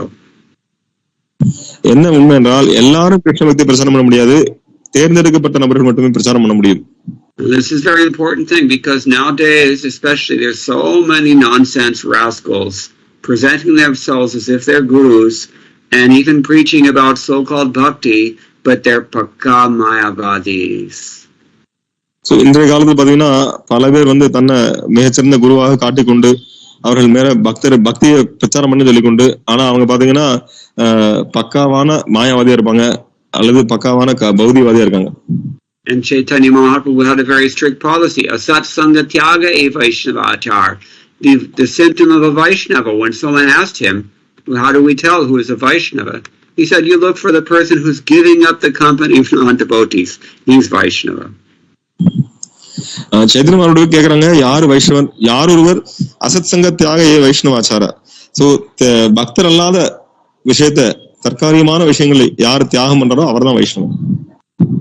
So many people, they may be thinking themselves liberated. Aruhya krichayana param param tata patantiyata anadrita yushmarankrayaha. But if they don't have proper regard for Krishna's lotus feet, then they're either fallen or they're on their way to falling. So அவர்கள் வந்து ஒரு சில வந்து தன்னை முக்தி அடைந்த ஆத்மாக்களாக காட்டிக்கொள்ளலாம். அவர்கள் வந்து பிரம்மஜோதி வரைக்கும் கூட போக முடியும். ஆனால் அங்க பகவானுடைய திருவடிங்கிற அடைக்கலம் இல்லாதனால அவர்கள் ஒன்று கீழே விழுந்தவர்களாக இருக்கலாம் அல்லது அவர்கள் கீழே விழுந்து கொண்டிருக்கலாம். That their theoretical understanding of eternity is enough to liberate them, but it isn't. அவர்கள் ஏற்றளவுல முக்தி அடைவதை பத்தி அறிவு இருந்தா போதும் நினைக்கிறாங்க, அது வந்து முக்தி அடைக்கு உதவி செய்யாது. You have to have practical realization. Jnanam vijnana sahitam. உங்களுக்கு நடைமுறை அறிவு வேண்டும், நீங்கள் அதை அனுபவமாக உணர வேண்டும். That comes from surrender. அது நம்ம எப்போ சரணடைறோமோ அப்பதான் அந்த அறிவு கிடைக்கும். Surrender to the supreme personality of Godhead under the guidance of the Vaishnava bona fide guru. மூல முழுமுதற் கடவுளிடம் சரணடைய வேண்டும். எப்படின்னா அவருடைய அங்கீகரிக்கப்பட்ட ஆன்மீக குருவை சரணடைவதன் மூலமாக. Okay, so we're out of time now, but if anybody has any questions or any comments, we can stop here and answer questions. காலமாயிடுத்து. இப்ப கேள்வி ஏதாவது கேட்கலாம்.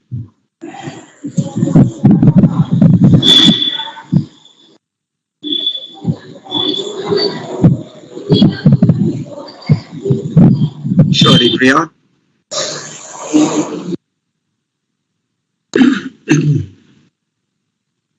Hare Krishna Prabhuji, Dandavat Pranam, Jai Shri Prabhupada. We spoke a lot about sleep. So one of my questions is, it is the function of the intelligence, like memory, sleep and other things. But why is it then when we are disturbed, we say our mind is disturbed, we don't say our intelligence is disturbed, and that affects our sleep. So why does that happen? Okay, you're asking why do we find it hard to sleep when our minds are disturbed? Is that what you're saying? Okay. கேள்வி. நம்ம உறக்கத்தை பத்தி நிறைய பேசியிருக்கிறோம். ஆனா எப்போ நமக்கு ஏதாவது ஒரு பிரச்சனை வந்தது அப்படின்னா நம்ம மனசுதான் அலைப்பாயுது. மனசுல சங்கடமா இருக்குன்னா நமக்கு தூக்கம் வர மாட்டேங்குது. ஆனா இப்போ இது உறக்கங்கிறது புத்தியுடைய ஃபங்க்ஷன் அப்படிங்கிறோம். ஏன் மனசுன்னு சொல்றோம்? மனசுக்கு அலைப்பாயுதான் தூக்கம் வர மாட்டேங்குது சொல்லி அப்படிங்கிற ஒரு கேள்வி. அல்லது மனம் சங்கடப்பட்டா ஏன் தூக்கம் வர மாட்டேங்குது? We don't say our intelligence is disturbed. We say our mind is disturbed. நம்மளுடைய புத்தி தடுமாறுன்னு சொல்ல நம்ம மனம் தான் கஷ்டத்துக்குள்ளா இருக்குன்னு சொல்றோம். So the mind is disturbed. The nature of the mind is to be disturbed because the mind it has to make choices all the time. So it's going to have to make a decision all the time. It's not so easy to make decisions sometimes. So மனம் தான் இயற்கையாகவே மனம் தொந்தரவுக்கு ஆளாகக்கூடியதான் என்றால் அது முடிவு எடுக்கணும். அதாவது எதை எடுத்துக்கணும் எதை எடுத்துக்கூடாதுன்னு அது முடிவு எடுத்தாகணும். But we find it hard to sleep when our mind is disturbed because we're identified with our minds. நம்ம மனம் தொந்தரவுக்குள்ளா இருக்கும் பொழுது, மனம் சரியில்லாம இருக்கும் பொழுது நம்மளால தூக்க முடியல. ஏனென்றால் நம்ம மனதோடு நம்ம அடையாளப்படுத்திக் கொண்டிருக்கிறோம். And the mind is actually more powerful in some ways than the intelligence because it's our primary residence, you might say. மனம் பார்த்தீங்கன்னா புத்தியோட கொஞ்சம் பலம் ஜாஸ்தியானதான். ஏனென்றால் நாம ரொம்ப நம்ம மனதோடு தான் நம்ம அடையாளப்படுத்திக் கொள்கிறோம். So many people, they're primarily on the mental platform. They're not on the intellectual platform primarily. நிறைய பேர் பார்த்தீங்கன்னா அவங்க மன ரீதியான அடையாளத்துல தான் இருக்காங்க, தவிர புத்தி ரீதியான அடையாளத்துல இல்ல. This is called, by Prahlad Maharaj calls this manoratha, the mental vehicle, mental chariot. Pralhad Maharaj சொல்ற மனோரத அப்படிங்கிற அவங்க மனம்ங்கிற ரதத்துல இருக்கிறாங்க. Your mental car takes you for a ride. உங்களுடைய மனம் அந்த மனம்ங்கிற தேர் உங்களை பல இடத்துக்கு கூட்டிட்டு போகுது. So, if you're in a wild ride, how can you sleep? ஒரு கடுமையான பயணம் இருக்கும்போது நீங்க எப்படி தூங்க முடியும்? The mind is driving all over the universe looking for things to accept and reject. How are you going to have enough peace that you can go to sleep? மனமானது இந்த பிரபஞ்சம் முழுவதும் எதை எடுத்துக்கணும் எதை விடணும்னு சுத்திகிட்டே இருந்ததுன்னா அப்ப எப்படி நீங்க தூங்க முடியும்? Therefore, it comes back to the gross, physical, tangible level.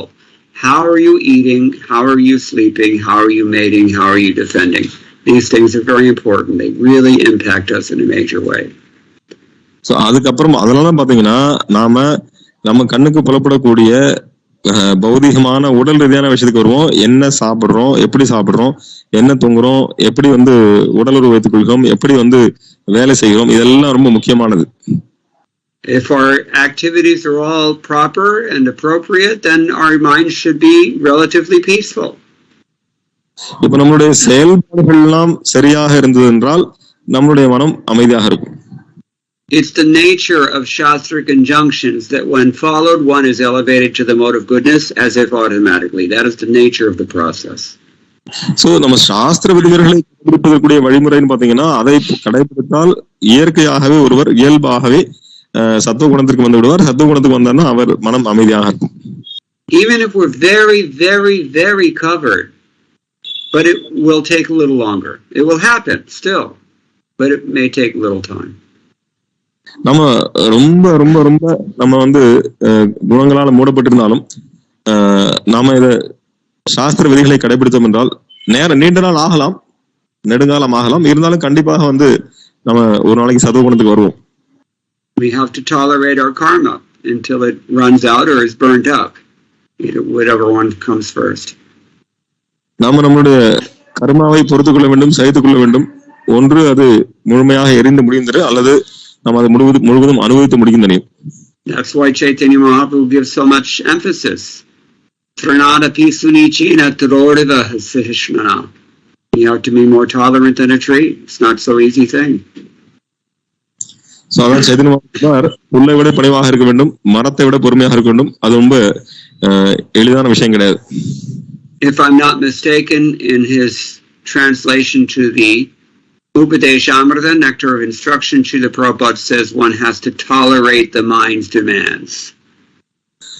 Srila பிரபுபாதர் அந்த உபதேசாமிரத்துல வந்து அவருடைய மொழிபெயர்ப்பு எழுதுகிறார், ஒருவர் தன்னுடைய மனதனுடைய தேவைகள் அல்லது மனதனுடைய கட்டளைகளை சகித்துக் கொள்ள வேண்டும்.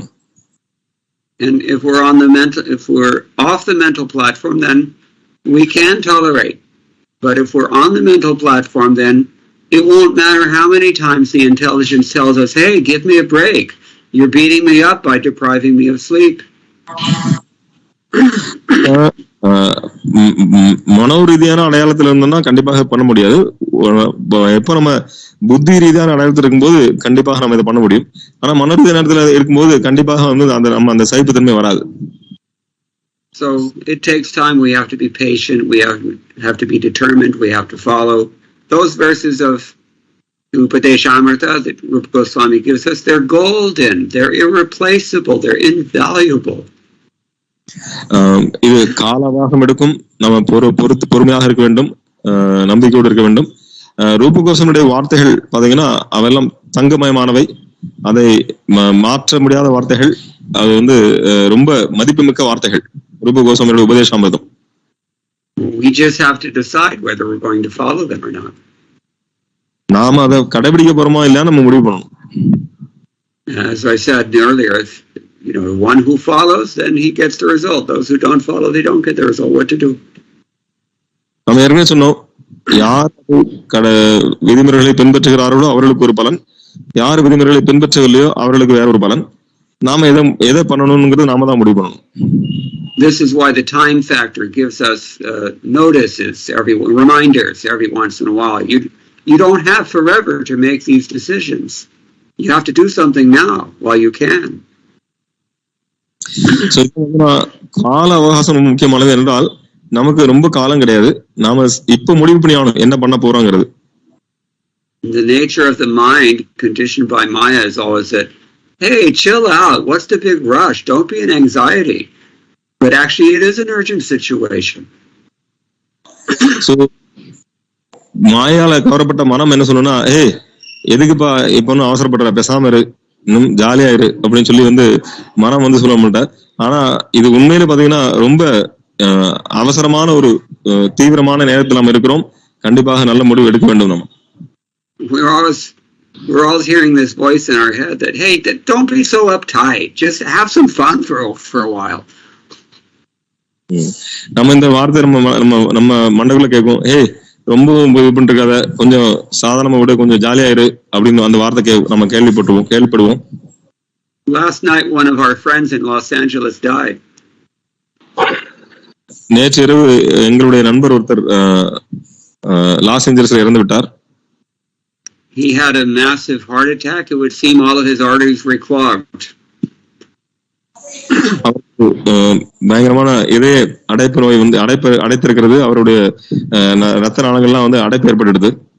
He was taking his cholesterol medicine. He was doing everything he could, but the time was to go.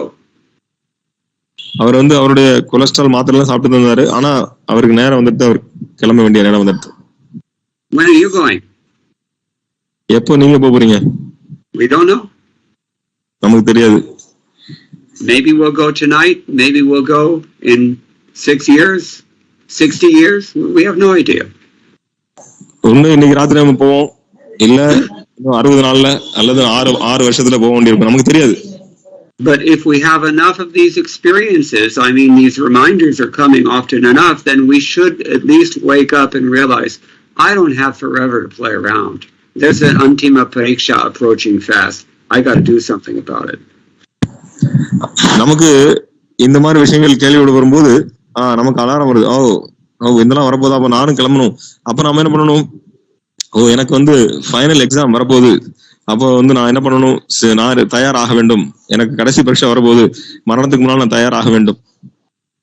When the hair starts turning gray, when the energy starts diminishing, etc., etc., etc., then we know it's time to get serious. எப்போ நம்முடைய முடி நரைக்க ஆரம்பிக்கிறது, எப்போ நம்ம உடல் வலு இறக்க ஆரம்பிக்கிறது, அப்போ நம்ம முடிவெடுக்க ஆரம்பிக்கணும். நம்ம வந்து சீக்கிரம் நம்ம வந்து இங்க இருந்து கிளம்ப போறோம். But it's not just for old people, because by the time you're old, you can't change. You can't do anything. ஏன்னா இது வயதானவங்க மட்டும் இல்லை, ஏன்னா வயசு ஆயிடுச்சுன்னா உங்களால மாற்ற முடியாது. ஏன்னா வயசானதுக்கு அப்புறம் நம்மளால பல விஷயங்கள் மாற்ற முடியாது. Isyeto komaramachare prajno, Prahlad Maharaj says. At what age do you begin? 5.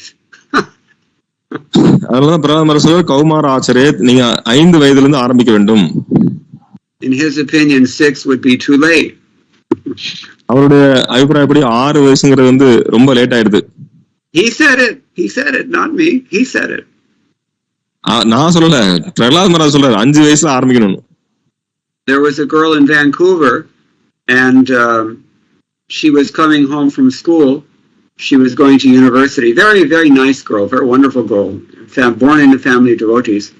So she was a little bit in a rush.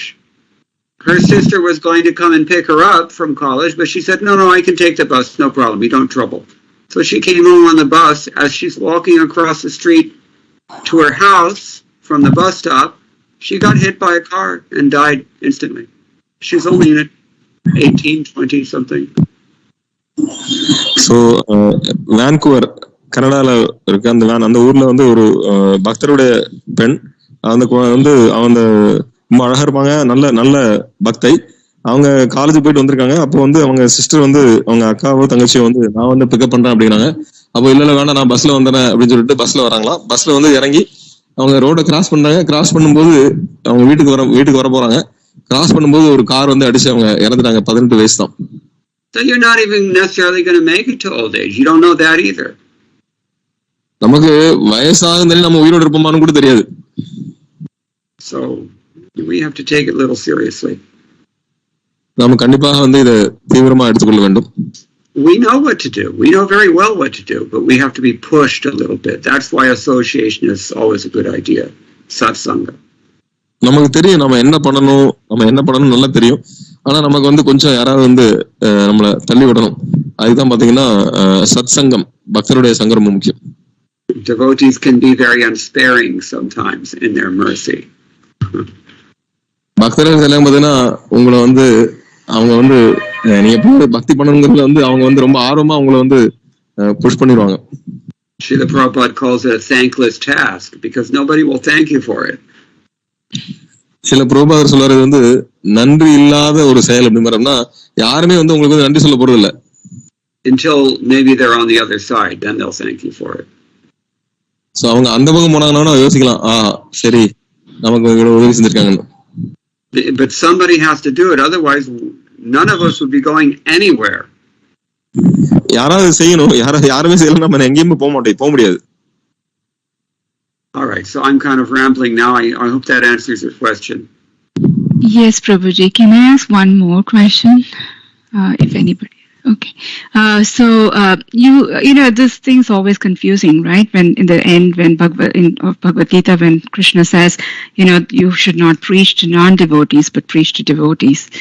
Because what's the purpose of preaching to devotees? They're already, at least they know something. And you mentioned that that's because they are the only ones who will listen. But isn't the idea to get someone who's really out there, like totally on the other side, to at least come and understand what the philosophy is about? So it's always very confusing because that's not what we do. we try to preach to non-devotees, albeit it's not very successful all the time, but we try. So how do we understand Krishna's instructions? நீங்க சொன்னீங்க பக்தர்களுக்கு பிரச்சாரம் பண்ணணும்னு. பக்தர்களுக்கு நம்ம ஏன் பிரச்சாரம் பண்ணணும்? அவங்கதான் பக்தர் தானே, அவங்களுக்கு தான் எனக்கு தெரியுமே. அப்ப பக்தர் இல்லாத நம்ம பிரச்சாரம் பண்ணி பக்தர்கள் ஆக்கணும். ஆனா நீங்க சொன்னீங்க பக்தர்கள் இல்லாத அதை புரிந்து கொள்ள முடியும்னு. ஆனா நம்ம பக்தர் இல்லாத பிரச்சனை பண்ணோம்னா அவங்க எப்படி பக்தர்கள் ஆவாங்க? அதே நேரத்துல இத ஒரு சிலர் வர்றாங்க, ஒரு சிலர் வர மாட்டாங்க. ஆனால் கிருஷ்ணனுடைய அறிவுரை சொல்றாரு, பக்தர்களுக்கு தான் இதை பிரச்சாரம் பண்ணணும், பக்தர்களாக சொல்லக்கூடாதுங்கிறாரு. எப்படி கிருஷ்ணனுடைய அறிவுரைகளை எப்படி புரிந்துக்கிறது? This depends on our own status, whether we're Kanishta Adhikaris, Madhyama Adhikaris, or Uttama Adhikaris. இது நம்மளுடைய நிலையை பொறுத்திருக்கிறது. நாம ஆரம்ப நிலை பக்தரா, நடுநிலை பக்தரா, உயர்ந்த நிலை பக்தரான. Kanishta Adhikaris cannot recognize who is a devotee and who isn't. They can't see. They don't have enough of a frame of reference by their own experience. They don't have the empathy required. ஆரம்ப நிலை பக்தருக்கு யாரு பக்தர் யாரு பக்தரால தெரியாது. அவர்களுக்கு பிறருடைய கஷ்டமும் அவங்களால உணர்ந்து கொள்ள முடியாது.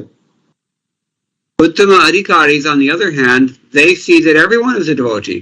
Everything they see is the hand of God is working in all things, and they don't see that there's a problem. உத்தம அதிகாரி பாத்தீங்கன்னா ஒரு பக்கம் பாத்தீங்கன்னா எல்லாருமே பக்தரா பாக்குறாரு. அவர் எதுவும் பிரச்சனை கிடையாது, ஏனென்றால் அவர் எல்லாமே கிருஷ்ணனுடைய செயல்பாடு அப்படின்னு நினைக்கிறார். So preaching is for the Madhyama Adhikaris only. So யார் பிரச்சாரம் பண்ண முடியும்? மத்தியம அதிகாரி மட்டும் தான் பிரச்சாரம் பண்ண முடியும். And depending on our situation within Madhyama Adhikar, whether we're Kanishta Madhyam or Madhyam Madhyam or Uttama Madhyam, we will or we will not be able to empathize with others enough to know who to preach to and who not to preach to. It's a fine art. So மத்தியம அதிகாரிகள், மத்தியம நடுநிலை பக்தரும் கூட அதுல ஆரம்ப மத்தியமரா, நடுவு மத்தியமரா அல்லது உயர்ந்த மத்தியமரான்னு பார்க்கும்போது அப்ப அவருக்கு தெரியும் யார்கிட்ட பிரச்சாரம் பண்ணணும், யார்கிட்ட என்ன பேசணும். இது காலப்போக்குல நீங்க பக்தியில முன்னேற முன்னேற உங்களுக்கு அது தெரிய வரும். And we cast a wide net because we're not sure all the time who's going to be responsive and who isn't. So நமக்கு தெரியாது யாரு பக்தி எடுத்துப்பாங்க, யார் எடுத்துக்க மாட்டாங்க, நமக்கு தெரியாது. But ideally we should be empathetic enough that we can understand who's innocent, who's envious, who is not. You see, 4 kinds.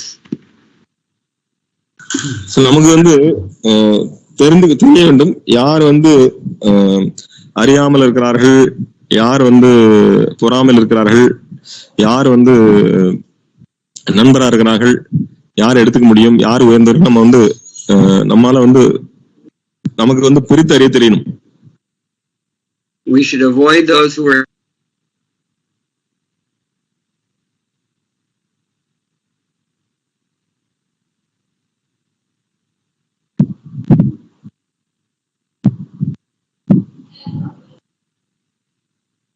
Hare Krishna Babu.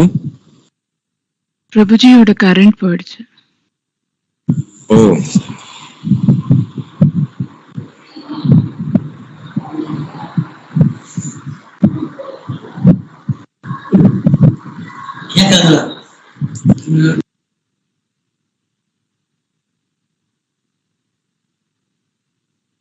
வேத்நாராயண் Prabhuji, thank you so much. Last time நீங்க உங்க ரியலைசேஷன் ஷேர் பண்ணதுக்கு ரொம்ப நல்லா இருந்தது. அது நான் ஒரு என்ன சொல்றது, பக்திவாஸ் மகாராஜுடைய கருணை.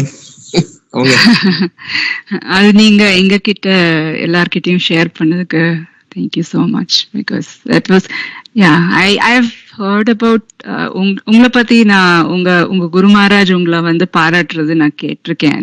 and I'm so fortunate that உங்க அசோசியேஷன் கிடைக்கிறது. I never even imagined at that time that I would even have your association. So thank you so much. அவருடைய இன்ஸ்ட்ரக்ஷனை நான் ஃபாலோ பண்ண முடியாம தான் உட்கார்ந்திருக்கேன். இல்ல பிரபுஜி, நீங்க பண்ற அளவுக்கு நாங்கெல்லாம் we are so far away.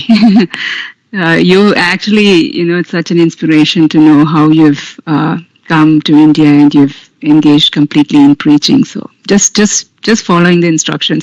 And the nambikkengra and the idu irukku illaya, that is Guru Mukha Padma Vakya Chittete Koriya Aikya. At least like that is neenga vandu and sakshat roopam engalukella. So thank you so much for being an example for us. அதுவே குருமகாராஜுடைய கருணை தான். அவருடைய கருணை இல்லாம எதுவுமே கிடையாது. So I have not done anything. It is எல்லாமே அவருடைய கருணை, முகுந்த் பிரபுடைய கருணை. எங்களுக்கு முகுந்த் பிரபு தான் அங்க அமெரிக்கால இருந்து ஆரம்பத்துல இருந்தே அவர் தான் பிரபு தான் எங்களுக்கு எல்லாமே. பிரபுஜி கருணை சொல்லுவாங்க மழை போலன்னு. ஆனா நம்ம பாத்திரம் சரியா இருக்கணும். என்ன சொல்றது, கமந்து இருந்ததுன்னா கருணை அது cannot collect the கருணை இல்லையா? So it's just like that. பாத்திரமே கிடையாது. At least you have upside down. I don't even have a vessel. அப்படி எல்லாம் கிடையாது பிரபுஜி. Anyway, I know where I stand. So anyway, Mukund பிரபுல கிளாஸ் கேட்டது இன்னும் அறிவு வர மாட்டேங்குது. இன்னமும் we are all இன்னமும் பௌதிகமான அவர் சொல்லக்கூடிய அந்த விஷயங்கள்ல தான் மனம் போயிட்டு இருக்க தவிர again நம்ம அவங்களுடைய இன்ஸ்ட்ரக்ஷன் ஃபாலோ பண்ணணும், அவ்வளவுதான். வேற என்ன? நீங்க இப்படி சொன்னா நாங்க நீங்க எனக்காக பிரார்த்தனை பண்ணுங்க. Seriously please pray for us and bless us. நீங்க வயசுல எங்களுக்கு கண்டிப்பா பெரியவங்களா இருப்பீங்க, பிளஸ் பண்ணுங்க.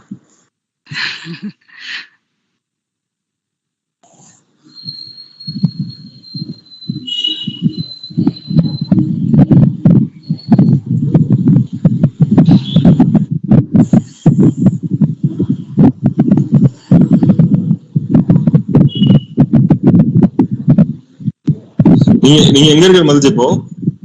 Florida Prabhuji. Florida. Hare Krishna. Hare Krishna Prabhu, Dhanat Nam, Jai Shri Prabhupada. Yes, Okay, please. sorry. Yeah, it looks like maybe it's time for us to quit.